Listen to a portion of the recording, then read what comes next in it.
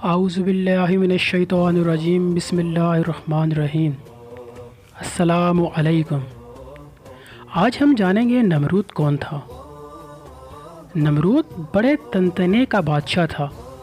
سب سے پہلے اس نے اپنے سر کے اوپر تاج سجایا اور خدائی کا دعویٰ کیا۔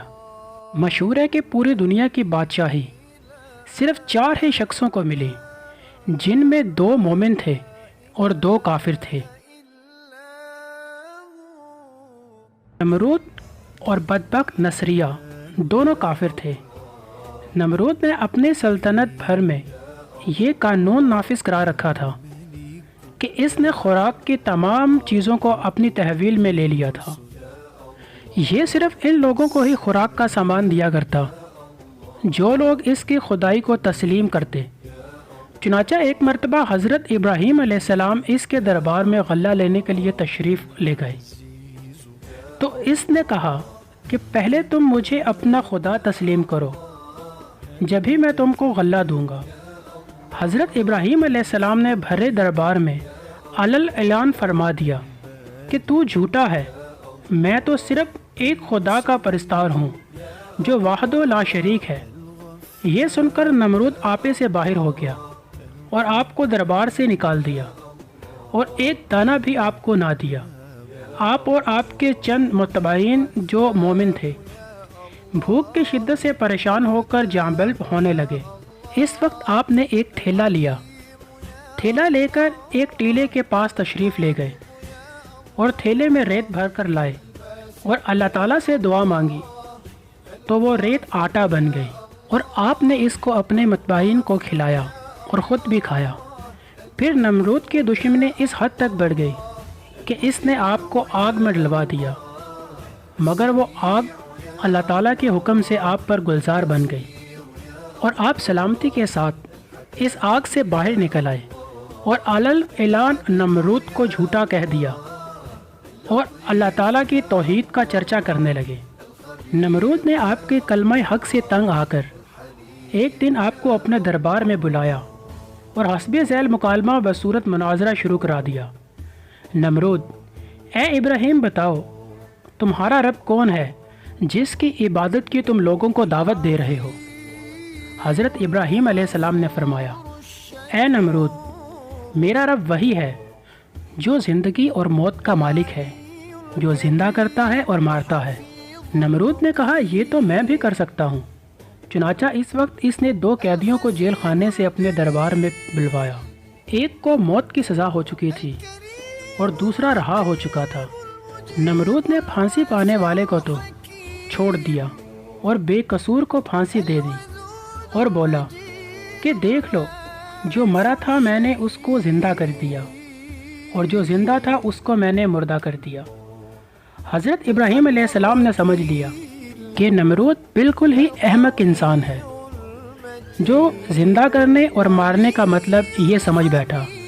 اس لیے آپ نے اس کے سامنے ایک دوسری بہت واضح اور روشن دلیل پیش فرمائی۔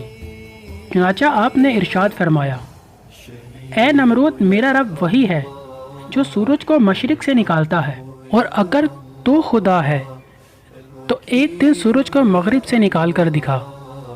حضرت ابراہیم علیہ السلام کی یہ دلیل سن کر نمرود حیران رہ گیا اور کچھ نہ بول سکا۔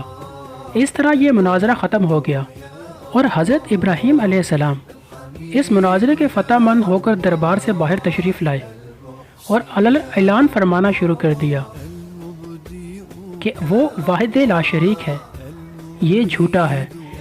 قرآن مجید نے اس مناظرے کی روایت ان لفظوں میں بیان فرمائی ہے: اے محبوب، کیا تم نے نہ دیکھا تھا اسے جو ابراہیم سے جھگڑا اس کے رب کے بارے میں، اس پر کہ اللہ تعالیٰ نے اس پر بادشاہی دی ہے، جبکہ ابراہیم نے کہا کہ میرا رب وہ ہے جو زندہ اور مارتا ہے۔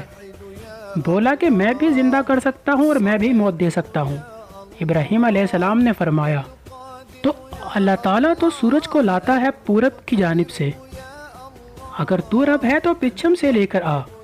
تو ہوش اڑ گئے کافر کے، اور اللہ تعالیٰ راہ نہیں دکھاتا ظالموں کو۔ حضرت ابراہیم علیہ السلام اللہ تعالیٰ کی توحید کے اعلان پر پہاڑ کی طرح قائم رہے اور نہ نمرود کی بے شمار فوجوں سے خوف کھائے، نہ اس کے ظلم و جبر سے مرعوب ہوئے، بلکہ جب اس ظالم نے آپ کو آگ کے شعلوں میں ڈلوا دیا تو اللہ تعالیٰ کے حکم سے آگ اس طرح آپ پر گلزار ہوئی کہ آپ کے ایک بال تک کو نہ چھوا۔ حضرت ابراہیم علیہ السلام برابر نعرہ توحید بلند کرتے رہے، پھر اس بے رحم نے آپ پر دانا پانی بند کر دیا۔ اس پر بھی آپ کے عزت و استقامت پر ذرا برابر فرق نہیں آیا۔ پھر اس نے آپ کو مناظرے کا کہہ دیا اور دربار شاہی میں طلب کیا، لیکن آپ نے بالکل بے خوف ہو کر مناظرے کا چیلنج قبول کیا اور دربار شاہی میں پہنچ کر ایسی مضبوط دلیل پیش کی کہ نمرود کے ہوش اڑ گئے اور وہ ہکا بکا ہو کر لاجواب اور خاموش ہو گیا۔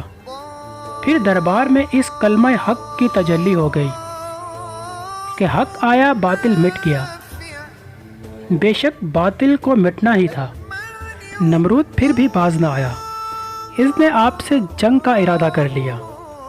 حضرت ابراہیم علیہ السلام نے فرمایا کہ تم اپنی فوج تیار کرو، میں بھی اپنا لشکر لے کر آؤں گا۔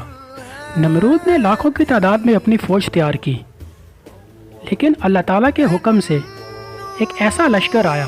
اللہ تعالیٰ کی طرف سے ایک بہت بڑے مچھروں کا گروہ آیا جو اس کی فوج کے ہڈیاں تک کھا گئے، اور ایک مچھر نمرود کے ناک میں گھس گیا اور اس کے دماغ کو چاٹنا شروع کر دیا۔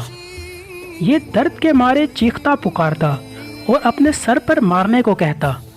جیسے ہی اس کے سر پر مارتے تو اسے لمحہ بھر کے لیے سکون ملتا۔ وہ جیسے ہی مارنا بند کر دیتے، وہ مچھر اس کے دماغ کو پھر چاٹنا شروع کر دیتا اور اسی اذیت میں اس کی موت آئی۔ میرے پیارے دوستوں اور بھائیوں، آئیں اللہ تعالیٰ سے اپنے گناہوں کی توبہ کریں، اللہ تعالیٰ سے مغفرت طلب کریں۔ اللہ تعالیٰ ہم کو راہ مستقیم پر چلائے اور ہمارا ایمان مضبوط کرے۔ اس بابرکت مہینے میں مجھے دعاؤں میں ضرور یاد رکھیے گا۔ آپ کی دعاؤں کا طلبگار۔ اللہ حافظ۔